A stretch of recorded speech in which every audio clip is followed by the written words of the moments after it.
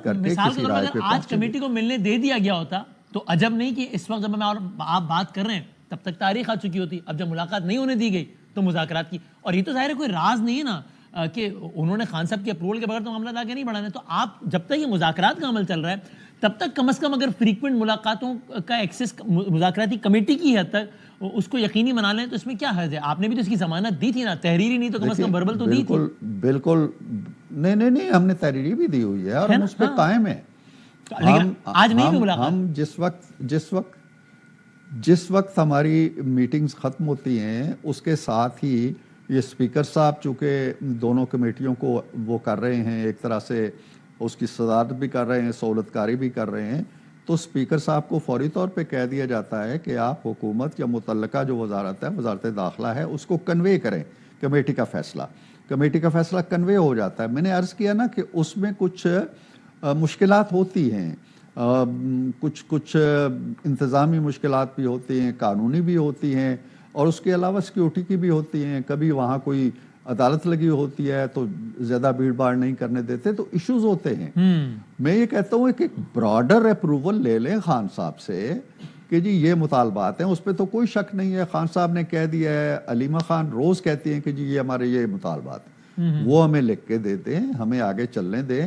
پھر جو گیند ہے ہماری کورٹ میں آ جائے گی, پھر ہم جواب دے ہوں گے کہ یار آپ کے پاس تو مطالبات آ گئے, آپ بولتے کیوں نہیں ہیں.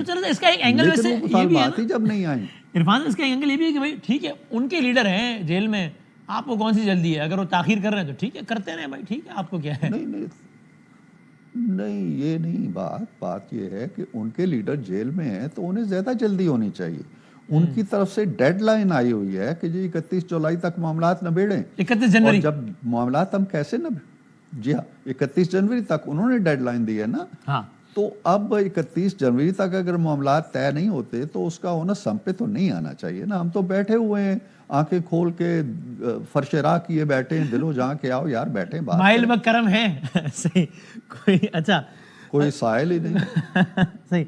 لیکن سر ویسے سمجھائیں کہ کیا ان مذاکرات کے نتیجے میں کسی بھی ایک شخص کی, ابھی میں عمران خان صاحب کی تو بات ہی نہیں کر رہا, کسی زید اور بکر کی رہائی ان مذاکرات کے نتیجے میں عمل میں آ سکتی ہے, یا آپ کہیں گے کہ نہیں صاحب, بادامی صاحب ظاہر ہے نہیں آ سکتی, کیونکہ مذاکرات کے ذریعے ہم کسی بھی چیز کو فیسیلیٹیٹ کر سکتے ہیں, لیکن ایک بندہ جو جیل میں ہے اس کو باہر تھوڑی لا سکتے ہیں مذاکرات کے نتیجے میں.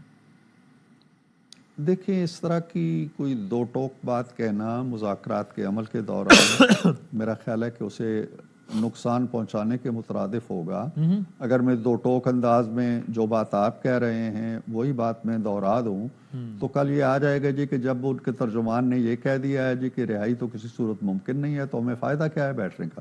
تو ہم یہ نہیں کہہ رہے, ہم کہتے ہیں کہ آپ جو بھی کانسٹیٹیوشن سے, ملکی قانون سے, روایات سے, چاہے وہ مخالف ہی کیوں نہ, متصادم ہی کیوں نہ ہو, لے تو آئے نا, ڈیمانڈ لے تو آئے نا, ہم پہ چھوڑیں کہ کیا ہم کوئی راستہ اختراع کر سکتے ہیں. ہم اپنی لیڈرشپ کے پاس جائیں گے, ہم قانونی مشاورت لیں گے, قانون دانوں سے پوچھیں گے, شاید کوئی دروازہ نہیں کھلتا, کوئی کھڑکی کھل جائے, کوئی کھڑکی نہیں کھلتی, کوئی روشن دان کھل جائے, بٹ ہمیں اپنا عمل تو شروع کرنے دینا. اور ہمارے عمل کا آغاز اس وقت ہوگا جب آپ اپنا عمل تکمیل کے مراحل میں طے کر کے پوری طرح ہمارے سامنے ایک دستاویز رکھ دیں گے جی کہ یہ ہے ہمارا چارٹر آف ڈیمانڈ, آپ بتائیں آپ کر سکتے ہیں یا نہیں کر سکتے. مناسب. اور سر اس سے آگے بڑھتے ہوئے یہ بتائیے گا, اگر آپ نے اس حوالے سے کوئی باقاعدہ ڈیمانڈ نہیں بھی کی تو کیا کم از کم آپ کی یہ توقع تھی یا ہے کہ صاحب یہ جو آپ نے احتجاج کا ایک اور مرحلہ سول نافرمانی کے عنوان سے شروع کیا ہوا ہے, اس کو تو کم از کم جب تک مذاکرات چل رہے ہیں روکیے. یہ کیا کہ آپ ایک طرف آ کے ہم سے مذاکرات بھی کرتے ہیں